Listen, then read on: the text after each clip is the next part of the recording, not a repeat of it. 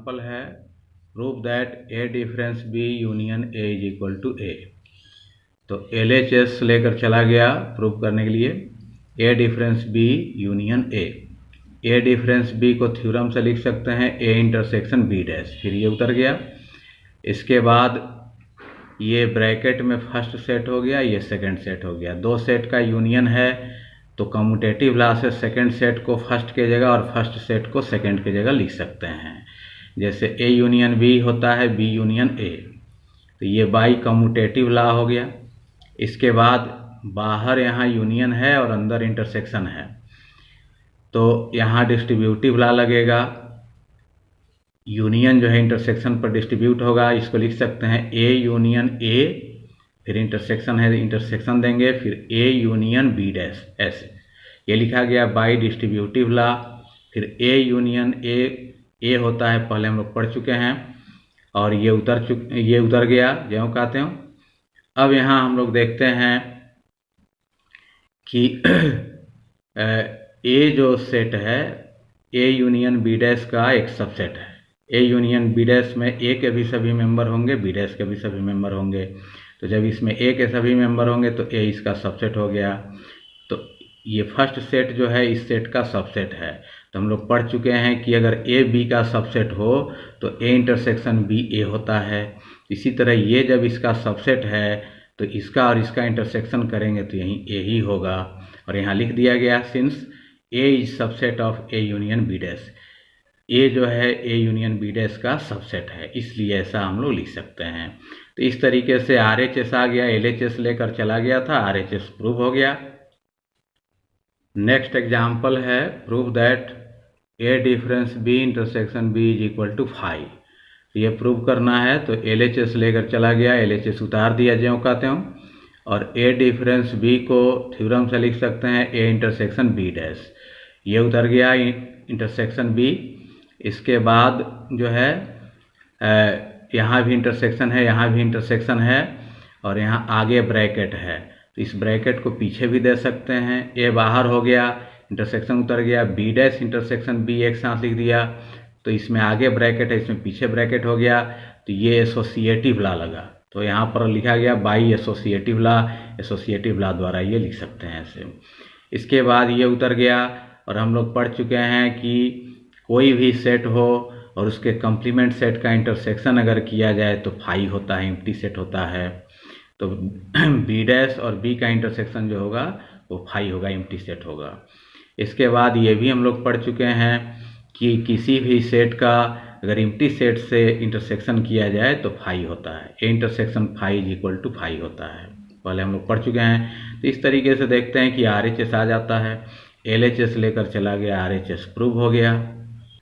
Next example है कि if A intersection B dash is equal to 5 then so that A is equal to A intersection B and hence so that A is subset of B.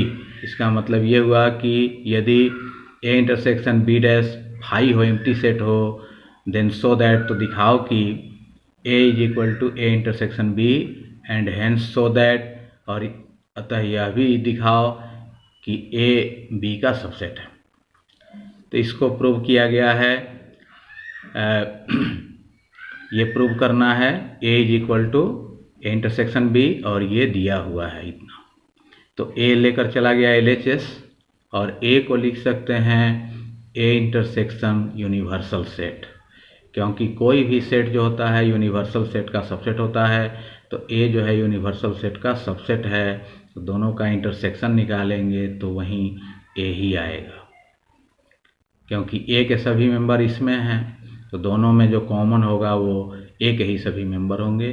तो ए को इतना लिख सकते हैं, here U is the universal set, जहाँ U जो है universal set है। अब यूनिवर्सल सेट को लिख सकते हैं B यूनियन B डैश। तो B यूनियन B डैश अगर करें तो यूनिवर्सल सेट आएगा, पहले हम लोग पढ़ चुके हैं A union A dash universal set होता है, उसी तरह B यूनियन B डैश भी यूनिवर्सल सेट होगा। B का मतलब हुआ कि B के एलिमेंट, और B डैश का मतलब हो गया कि इसमें वैसे एलिमेंट होंगे जो यूनिवर्सल सेट में हो लेकिन बी में नहीं हो, तो दोनों को मिला दिया जाए तो पूरे यूनिवर्सल सेट के एलिमेंट हो जाएंगे।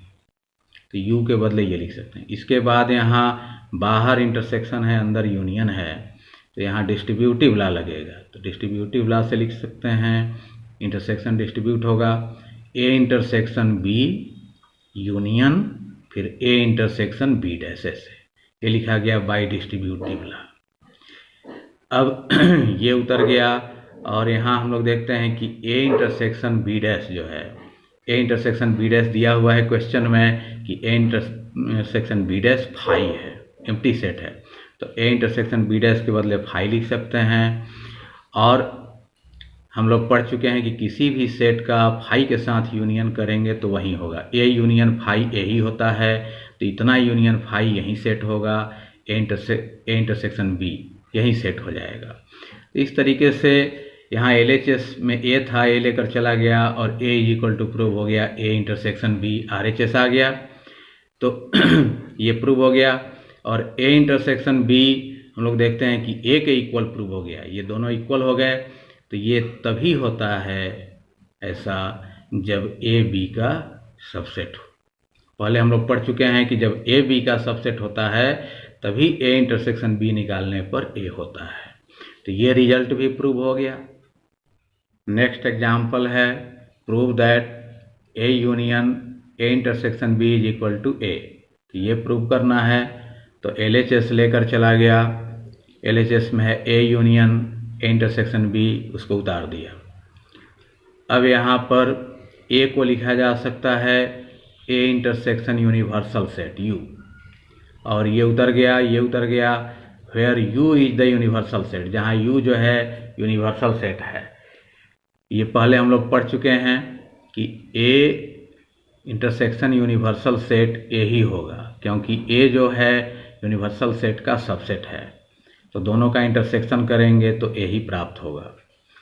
इसके बाद हम लोग देखते हैं कि डिस्ट्रीब्यूटिव लॉ से लिख सकते हैं इसको A intersection universal set union B, क्योंकि इसको अगर तोड़ा जाए तो ए इंटरसेक्शन जब डिस्ट्रीब्यूट होगा तो लिख सकते हैं इसको ए इंटरसेक्शन यू ऊपर वाला, यूनियन है तो यूनियन देंगे, फिर ए इंटरसेक्शन बी ये लिख सकते हैं। तो इसको तोड़कर जब इतना लिख सकते हैं तो इसको भी इतना लिख सकते हैं, तो यहाँ उल्टा डिस्ट्रीब्यूटिव लॉ लगा।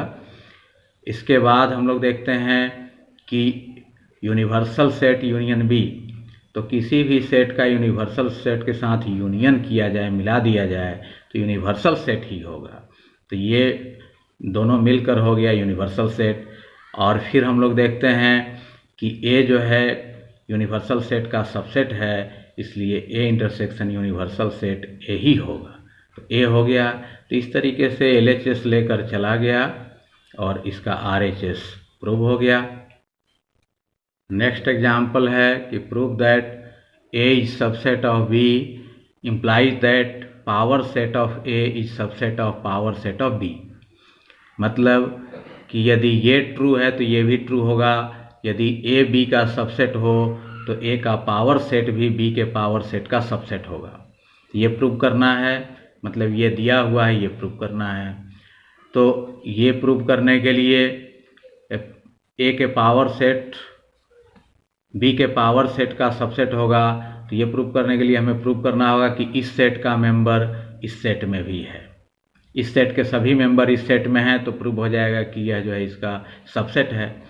तो मान लिया कि ए के पावर सेट का मेंबर x है, let x belongs to power set of a, मतलब x जो है a के पावर सेट का एक मेंबर है। तो किसी भी सेट के पावर सेट का वही मेंबर हो सकता है जो उस सेट का सबसेट हो।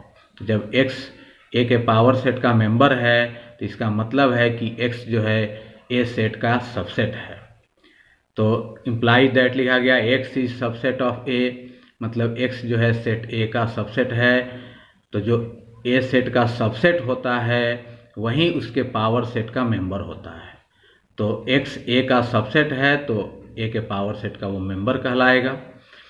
इसके बाद हम लोग देखते हैं कि x a का सबसेट है, मतलब x के सभी मेंबर a में हैं।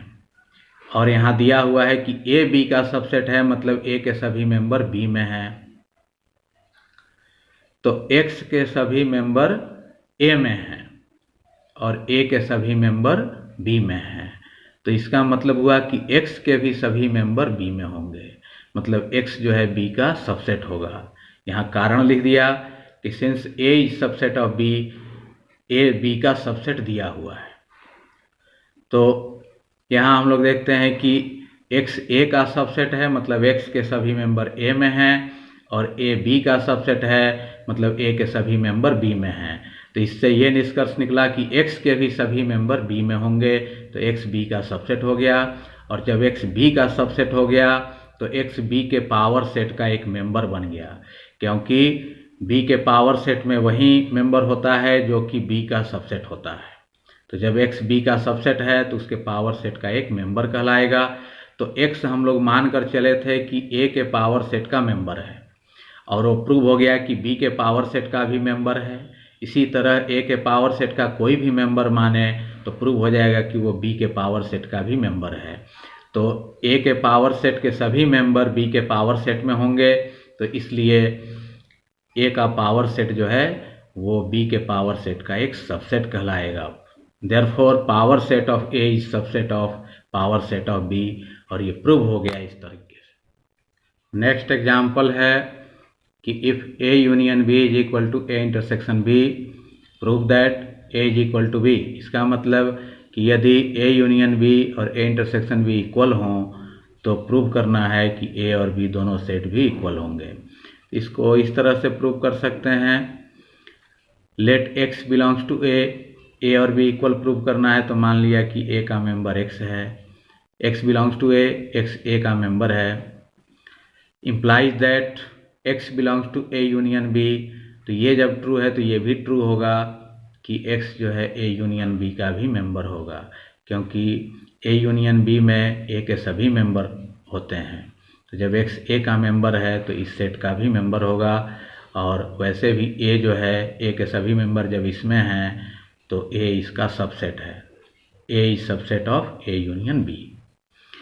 अब ए यूनियन बी दिया हुआ है क्वेश्चन में कि ए इंटरसेक्शन बी के इक्वल है, तो ए यूनियन बी को बदल कर ए इंटरसेक्शन बी लिख सकते हैं, क्योंकि दोनों सेट इक्वल है, दिया हुआ है A union B is equal to A intersection B. अब एक्स जो है ए इंटरसेक्शन बी का मेंबर है, मतलब दो सेट के इंटरसेक्शन का मेंबर है, इसका मतलब दोनों सेट में निश्चित रूप से होगा। तो लिख सकते हैं x belongs to A and x belongs to B. Intersection के लिए एंड का प्रयोग करते हैं, मतलब एक्स ए का भी मेंबर है तथा बी का भी मेंबर है, मतलब निश्चित रूप से दोनों में है। तो हम लोग कर सकते हैं कि एक्स निश्चित रूप से ए में भी है, निश्चित रूप से बी में भी है, तो वहीं लिखा गया है implies that x belongs to B, मतलब एक्स बी का मेंबर है, श्योरली निश्चित रूप से है। तो यहाँ हम लोग देखते हैं कि एक्स मान कर चला गया था ए का मेंबर, और वो प्रूव हो गया कि वह बी का भी मेंबर है। तो इस तरह ए के सभी मेंबर बी में होंगे, तो कह सकते हैं कि ए जो है बी का सबसेट है, therefore A is subset of B. ये फर्स्ट स्टेटमेंट हो गया। इसके बाद ए बी का सबसेट हो गया, अब बी को भी ए का सबसेट प्रूव करना होगा। तो इसके लिए मान लिया कि let y belongs to B, मान लिया कि वाई जो है बी का मेंबर है, तो वाई बी का मेंबर है तो वाई ए यूनियन बी का भी मेंबर होगा, क्योंकि ए यूनियन बी में ए के भी सभी मेंबर होते हैं, बी के भी सभी मेंबर होते हैं। तो जब वाई बी का मेंबर है तो इसमें भी होगा, क्योंकि इसमें बी के सभी मेंबर होते हैं। तो वाई बिलोंग्स टू बी, और बी भी ए यूनियन बी का सबसेट है, B is subset of A union B. A union B के बदले फिर से हम लोग लिख सकते हैं ए इंटरसेक्शन बी, क्योंकि दिया हुआ है क्वेश्चन में। तो ए यूनियन बी के बदले लिखा गया A intersection B, since A union B is equal to A intersection B.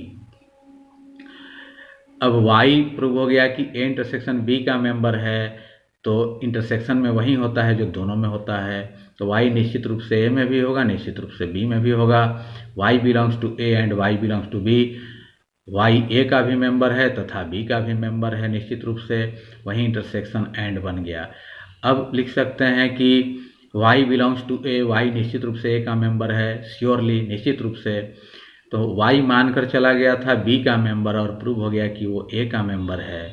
इसी तरह b का कोई भी मेंबर मानकर हम प्रूव कर सकते हैं कि वो a का भी मेंबर होगा।